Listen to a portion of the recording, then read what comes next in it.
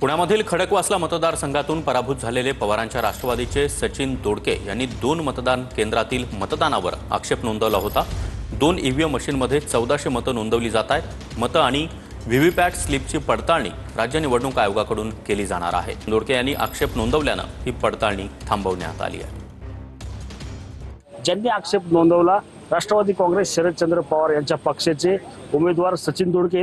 काय सांगाल तुम्ही आक्षेप नोंदवला होता, काय परिस्थिती आहे? ॲक्च्युली तसं पाहायला गेलं तर ह्या सगळ्या मतदार यंत्रांच्या ज्या मशीनची काउंटिंग आहेत त्या पूर्णपणे चुकीचे दाखवतात ते। त्याचा अर्ज आपण ज्यावेळेला मशीन इलेक्शनचे काउंटिंगच्या दिवशी ज्यावेळेला पहिली मशीन उघडली तेव्हा आम्ही त्याच्यावर ऑब्जेक्शन घेतलं होतं की याच्यामधले आकडे चुकीचे दाखवतात ते।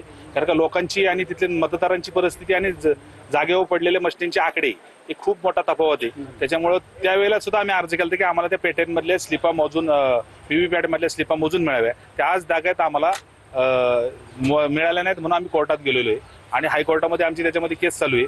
आज सुद्धा आम्हाला या ठिकाणी बोलवलंय।